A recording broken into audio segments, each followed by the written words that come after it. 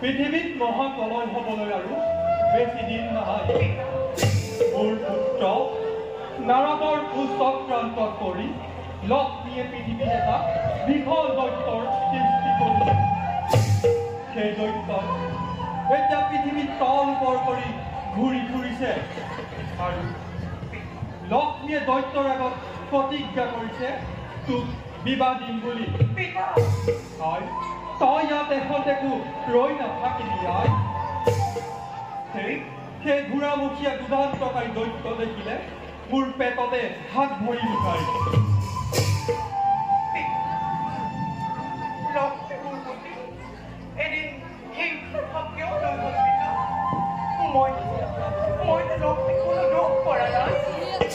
আৰু পিতা লক্ষ্মীৰ এনে কুকাৰ্যত প্ৰভু বিষ্ণুৱে জীৱনত কৰিলে সমৰ্থ। বিষ্ণুৱে একো গমকে নাপায়। আমি দিনেও মিলি মহাপ্ৰলয়ৰ বিষয়ে আলোচনা কৰি আছিলো। এই বিষয়ে বিষ্ণুৱে লক্ষ্মীৰ ওচৰলৈ আলোচনা কৰিবলৈ গৈছে।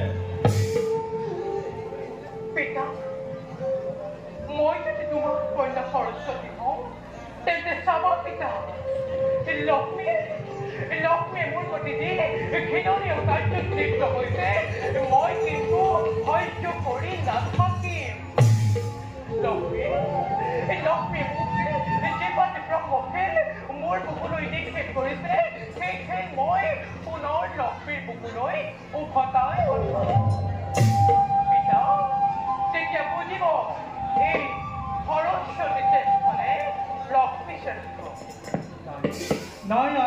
এইবোৰ কৰিবলৈ সময় নাই সেই দৈত্যই তোক বিবাহ কৰোৱাৰ লগতে মোৰ গোটেই জ্ঞান ভাণ্ডাৰ হৰণ কৰিব নাই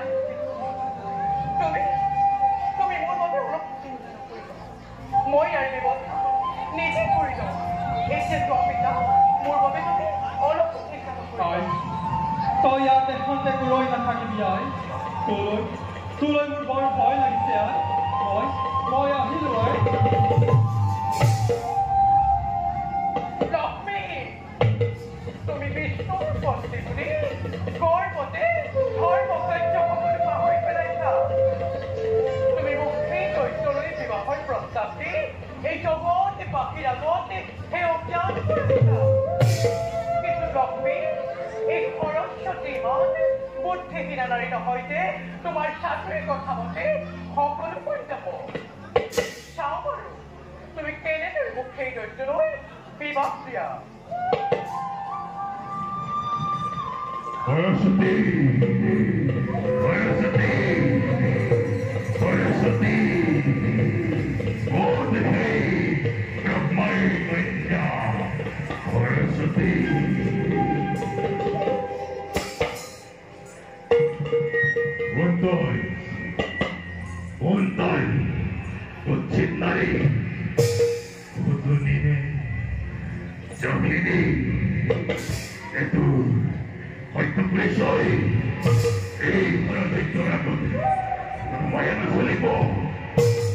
দৈত্যপতি মই যক্ষিণী ভতুনী একোৱেই নহয় মই আপোনাৰ মাতৃ লক্ষ্মী আৰু দাসী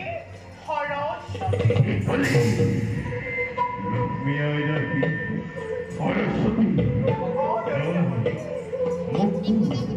মাতৃয়ে কৈছিল জগত হেৰু তই সুন্দৰী বুলি তেনেস্থলত তই সৰস্বতী নাই মোৰ এই কথা কথাটো বিশ্বাস নহয় দৈত্যপতি আপোনাৰ মাতৃয়ে বিশালক কৈ লৈছে এই ভূমণ্ডলত সৰস্বতী নামে অন্য কোনো সুন্দৰী নাৰী গতিকে দৈত্যপতি এই সৰুপা সৰস্বতীক গ্ৰহণ কৰিলে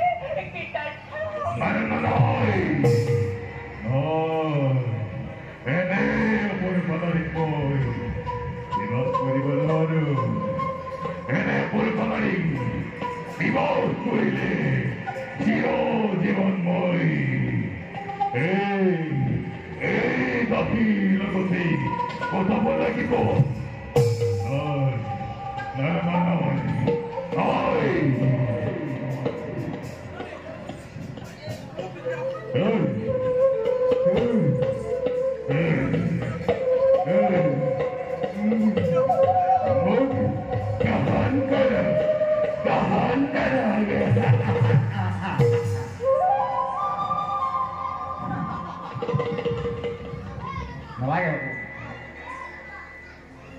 তুমি এবাৰে কোৱা সাৱধান লক্ষ্মী তুমি মোৰ বুকুলৈ যেপাটো ব্ৰহ্মখেল নিক্ষেপ কৰিছিলা সেই খেল মই তোমাৰ বুকুলৈ উভতাই পঠাইছো চাওঁ বাৰু লক্ষ্মী ইয়াৰ পৰা তুমি কিমানৰে খোৱা পৰিত্যাগ আনে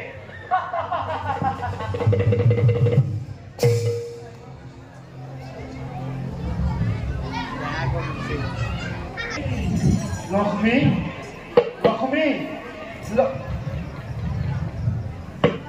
আজি লক্ষ্মী মইতো আজি বিষ্ণুপ্ৰিয় লক্ষ্মী নহয় লক্ষ্মী তোমাৰ এনে অবিবেচিত কাৰ্যই মোক দেৱ সমাজতে ঘৃণনীয় কৰি তুলিছে কাৰণ মই জগতৰ ঈশ্বৰ আৰু তুমি জগতৰ মহালক্ষ্মী তুমি মোৰ লগতে প্ৰতিদ্বন্দ্বিতা কৰাৰ ফল নিশ্চয় ভোগ কৰিবা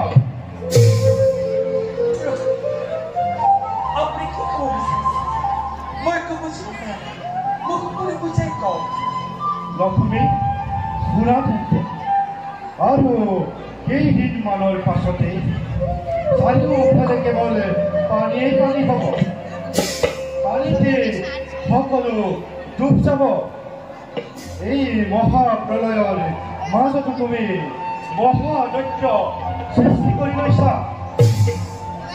লক্ষ্মী তুমি মোৰ লগতে মহাদৈত্য সৃষ্টি কৰি প্ৰতিদ্বন্দ্বিতা কৰাৰ ফল ভয়ংকৰ হ'ব পাৰে লক্ষ্মী আপোনাৰ আলোচনা যদি শিৱৰ সত্য পাৰ্বতী থাকিব পাৰে আপোনাৰ আলোচনা যদি ব্ৰহ্মাৰ কন্যা সৰস্বতী থাকিব পাৰে তেন্তে মই কিয় অযোগ্য হলো যে স্বয়ং আপোনাৰ পত্নী হৈও সেই গুপ্ত আলোচনাত মই ভাগ ল'ব নোৱাৰিলো তোমাক এনে কথা কোনে ক'লে লক্ষ্মী মোক কোনো ক'ব লাগে মই নিজে জানিব পাৰিছো মই জানিব পাৰিছো তুমি সেই নাৰদৰ চক্ৰান্ততে পৰি এনে ঘৃণনীয় কাৰ্যতে লিপ্ত হ'লা লক্ষ্মী তুমিতো জানিব লাগিছিল সঁচাকে মিছা আৰু মিছাকে সঁচা কৰাই নাৰদৰ কাম এই সমাজতে নাৰদক দুটকীয়া বুলি জনাজাত নাৰৰ পিছত জ্ঞান পানী মুনি তেওঁ কেতিয়া বিশ্বাস কৰিব নোৱাৰে আপুনি মোক প্ৰতাৰণা কৰিছে ব্ৰহ্মাৰ কন্যা সৰস্বতীৰ সমান শিৱৰ সত্য পাৰ্বতীৰ সমান জ্ঞান পানী সুন্দৰী কন্যা অন্য কোনো নাৰী নাই কিন্তু বিষ্ণুপ্ৰিয়া লক্ষ্মীৰ সেই ক্ষমতা আছেনে নাই তাকে প্ৰমাণ কৰিবৰ বাবে আপোনাৰ সন্মুখত আজি প্ৰতিদ্বন্দ্বীৰ বিষয় দিছো পাৰে তেতিয়া প্ৰতিৰোধ কৰি দেখাওক তুমি দাম্ভিক প্ৰভু তুমি গৰ্বিতা প্ৰভু তুমি আজি বিষ্ণুপ্ৰিয়া লক্ষ্মী নোপোৱা প্ৰভু তুমি কোনোবা দানৱী প্ৰভু তুমি মোৰ লগতে সেইকাৰণেই প্ৰতিদ্বন্দ্বিতা কৰিছা পৰিণামলৈ ভয় কৰি আজি লক্ষ্মীয়ে কৰ্তব্য তাত পোৱা নাই আজি বেষ্ট বুজিব লক্ষ্মীক অপমান কৰাৰ পৰিণাম কিমান ভয়ংকৰ হ'ব পাৰে লক্ষ্মী তুমি যি দৈত্য সৰ্জন কৰিছা চাবা তুমি এদিন তুমি সেই দৈত্যৰ কাৰণে হাই হাই কৰি থাকিব লাগিব আৰু সেইদিনা মই একো কৰিব নোৱাৰিম মই আৰু তোমাৰ লগত যুক্তি তৰ্ক নকৰো মই এতিয়া যাওঁ লক্ষ্মী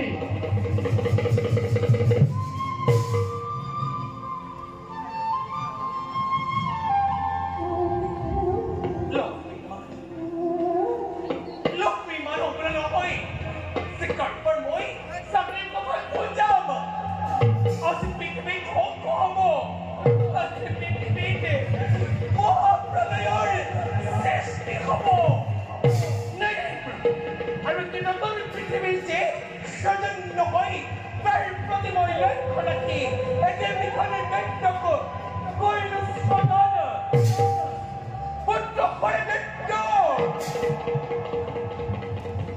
পুত্ৰ হয় দায়িত্ব মন্ত্ৰী পুত্ৰ হয় দায়িত্ব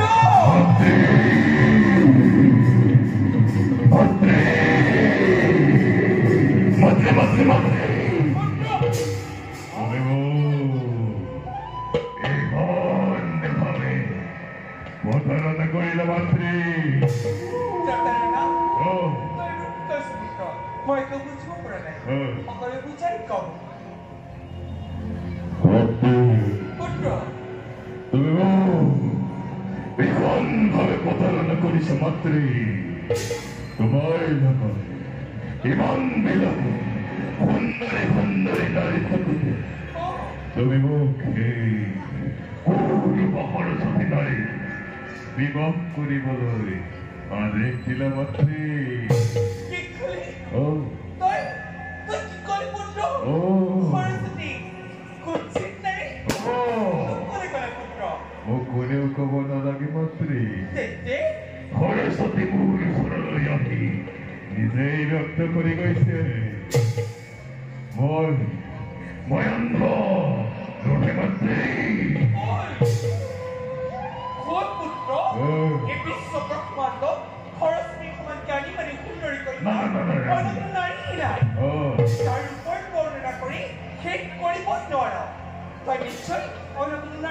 পাইছ যা অন্য কোনো নারীক লগ পাইছ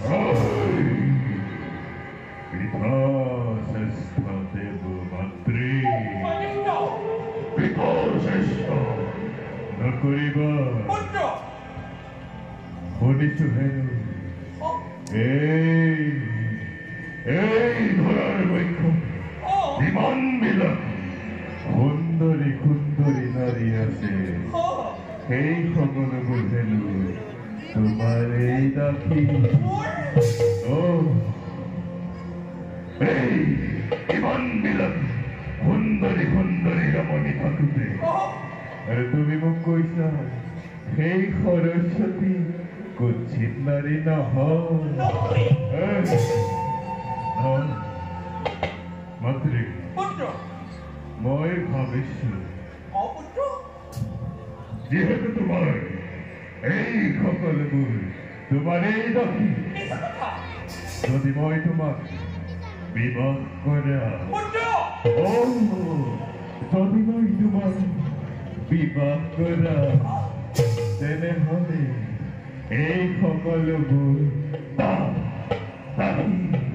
মোৰেই হ'ব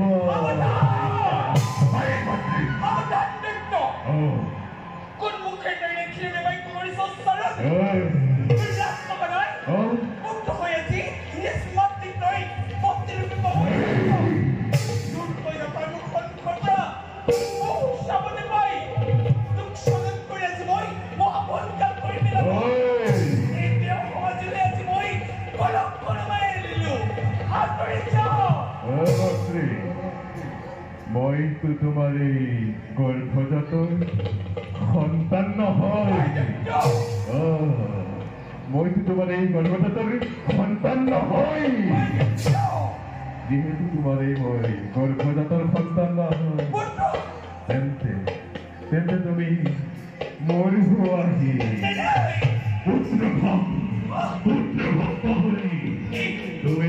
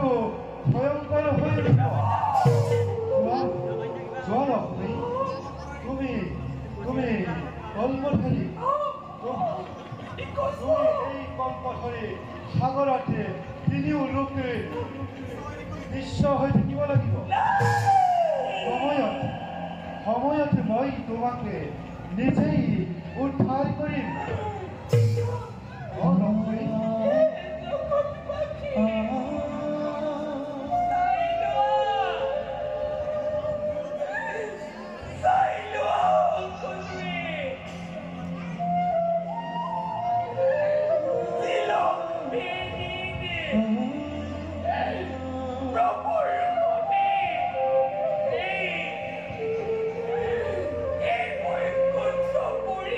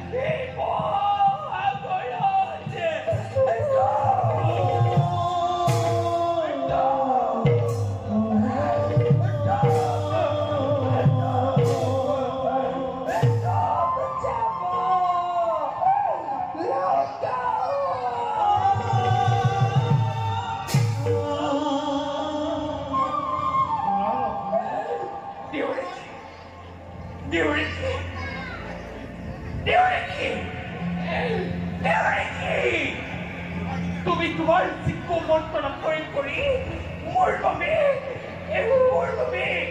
চিৰদিনৰ কাৰণে এই বৈকুণ্ঠ দ্বাৰ ৰদ্ধ কৰিলা।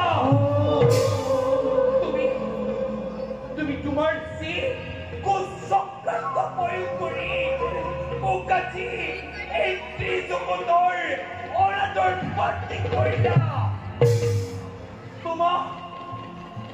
তোমাক কেতিয়াবাৰে কি তোমাক আজি মই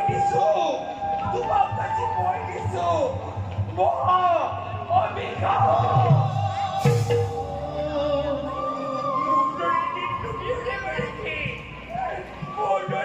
তুমিও এই বৈকুণ্ঠৰ পৰা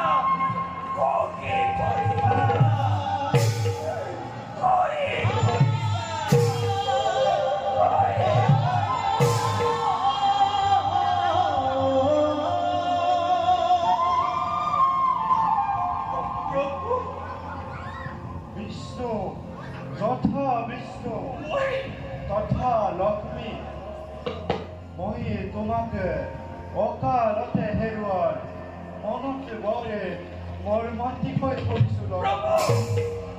লক্ষ্মী তোমাৰে বিনে কিছুদিন বৈকুণ্ঠ কৰি নিশাখা হৈ পৰিব। লক্ষ্মী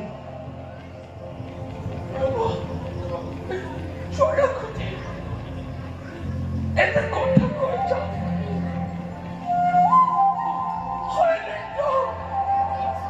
হ'ব নহয় সীতাৰ এতিয়া ৰাণীৰ লগতে মৃত্যু হ'ব।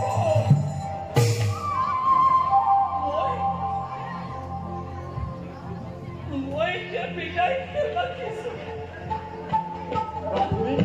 আশীৰ্বাদ কৰিব।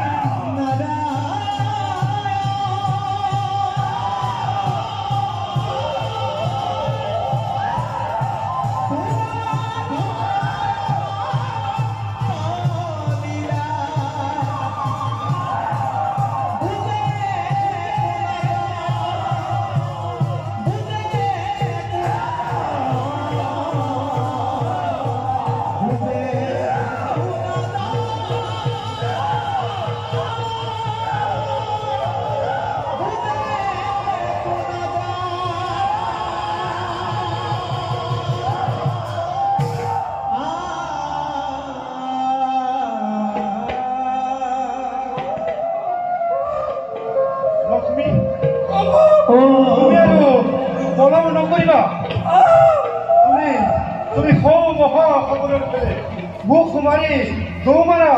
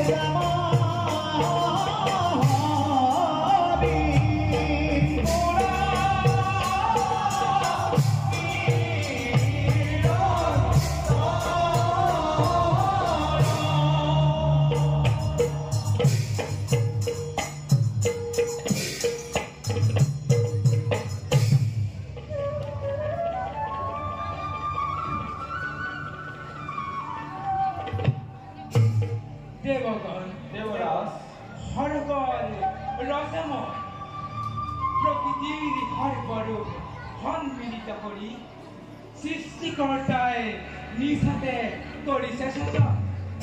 কিন্তু দেৱগণ এই অমৰাৱতী পূৰ্ণ হৈছে আমাৰ দেৱতাৰ আপোন সম্পদ। কিন্তু এই মাত্ৰ দেৱৰ কিনাৰতে বাৰ্তা দিব আৰু কিছুদিনৰ পিছতে হেনো পৃথিৱীত ভয়ংকৰ মহাপ্ৰলয় আৰম্ভ হ'ব। তেতিয়া যক্ষ ৰক্ষ দানৱবিলাকে মূৰ দাঙি থিয় হ'ব আৰু সেই দৈত্য দানৱগণে যদি আমাৰ স্বৰ্গ ৰাজ্য আক্ৰমণ কৰে তেতিয়া তাৰ উপায় কি হ'ব দেৱগণ? আপুনি চিন্তা নকৰিব দেৱৰাজ। এই ভগৱানে মহাপ্ৰলয়ৰ ৰূপ ধাৰণ কৰি সেই দানৱৰ ওপৰত বতাহ বলিব, আকাশ পাতালত বজ্ৰপাতৰ সৃষ্টি হ'ব। দেৱৰাজ, আমি এই মহাপ্ৰলয়ৰ সময়ত সেই মনুষ্যৰে অপূজ্য হৈ ৰওঁ। দেৱগণ তেতিয়াহ'লে দেৱতাসকল মনুষ্যৰ পূজা পাতলৰ পৰা বঞ্চিত। দেৱতাসকলক পূজা পাতল দিলে তাৰ কি ব্যৱস্থা হ'ব দেৱৰাজ? মনুষ্যৰ পৰা পূজা পাতল লোৱাটো আমাৰ বাবে দুৰ্ভাগ্যৰ কথা। এই জগতত যদি যাগ যজ্ঞ পূজা পাতল আজি নহয়, এই সমগ্ৰ পৃথিৱীত অধৰ্মই চানি ধৰিব। তেতিয়া এই ক্ষেত্ৰত মৃত্যু অধিপতিয়ে কি ভাবি পাইছে? ক'বলৈ আৰু কি আছে দেৱৰাজ? দেৱগণ মোৰ নামততো পূজা পাতল একোৱেই নাই। মোৰ নাম যমনগৰত পাপিক শাস্তি প্ৰদান কৰা। মহাপ্ৰলয়ত সকলোৰে মৃত্যু হোৱাৰ লগে লগে মোৰ এই যমনগৰ মৃত আত্মাবোৰে ভৰি পৰিব। যি দেখিছোঁ সেই মৃত আত্মাবোৰ ৰাখিবলৈ মই আৰু এখন যমনগৰ নিৰ্মাণ কৰিব লাগিব। তোমাৰ তাতেই শান্তি আছে। দৈত্য দানৱগণে তোমাৰ কাম নাপায়গৈ। আমিহে ইয়াৰ ফল ভোগ কৰিব লাগিব। গতিকে দেৱগণ আমি এতিয়াই বিষ্ণুৰ সমীপে গৈ ইয়াৰ এক আলোচনা কৰিব লাগিব। নহ'লে আমাৰ স্বৰ্গ ৰক্ষা কঠিন হৈ পৰিব। জগত সত্তাৰ বাহিৰে ইয়াৰ উপায় আমি তালৈ ক'ব দেৱৰাজ। দেৱগণ আজিলৈ ইমানতে সভা ভংগ কৰা হ'ল। ব'লা দেৱগণ।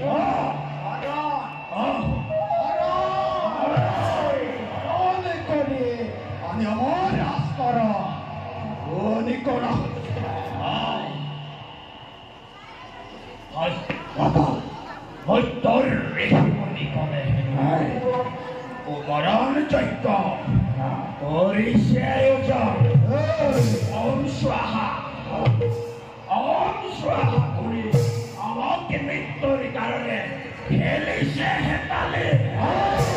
Ataque.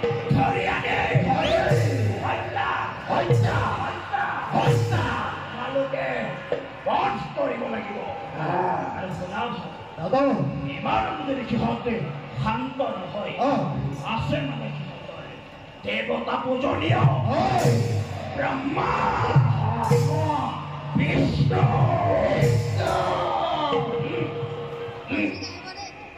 মহাদেৱ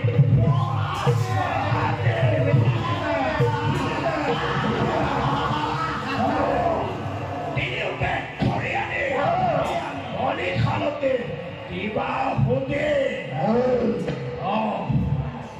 মন অহংকাৰে এই ঋষিমুনিসকল আমাকে মাৰিবৰ বাবে মৰণ যজ্ঞ কৰে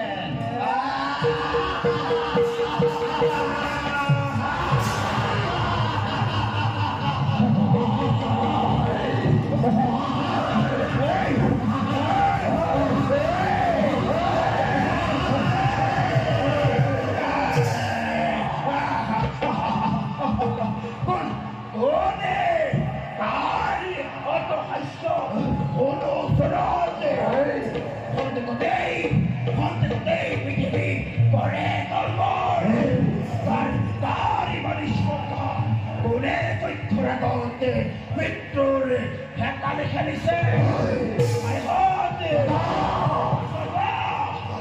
এটা বিচাৰ কৰা চিন্তা নকৰিবা দাদা এতিয়াই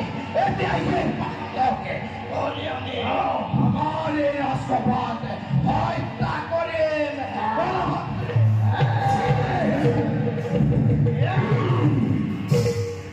তোদের বিচারে করে প্রয়োজন না ওই ঈশ্বর প্রতিনিকা ওই ঈশ্বর ধূমকেতু ওই ঈশ্বর আতঙ্ক নমো নমো নমো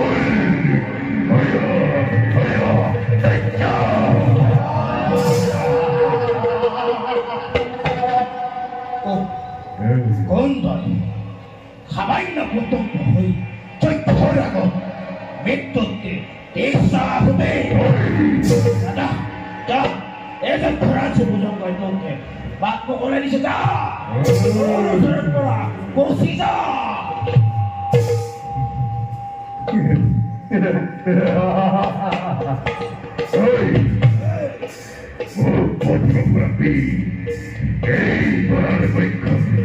এতিয়াও জন্ম হোৱা নাই জীবিত থকালৈকে মৃত্যুটো জন্ম হ'বই নহয়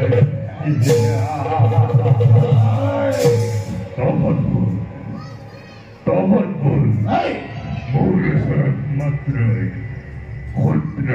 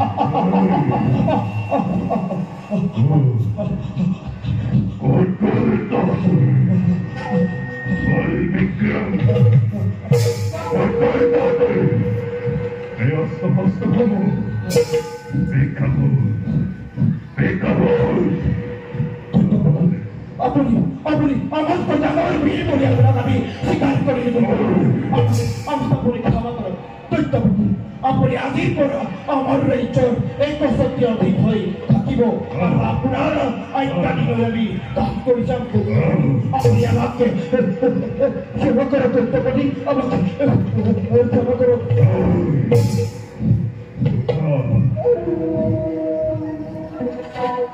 Oi, teman Santi Baisu. Terkena. দত্তপতি Namun. Mereka. Lakmimu. Ito'y satpay itu. Satan kulile. Lakmimu. Ito'y satpay itu. Satan kulile.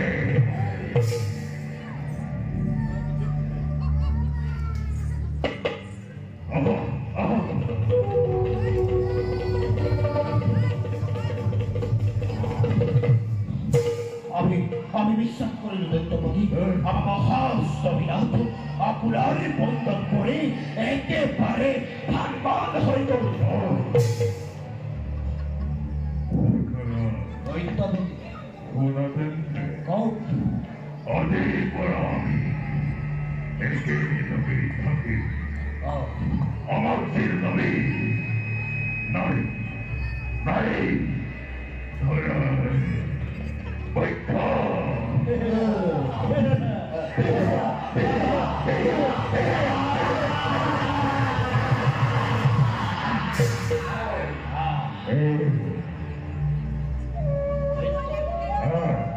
অতি উত্তম হব আমি এই পৃথিবীতে এক ক্ষত্রিয় সম্রাট হয়ে জিয়াই থাকে ভাই হতে আমরা বেঁচে দিতে পারি জয়ধ্বনি দেখো কি জগতে এই অয়তন্তরে বিক্রমৌলি বল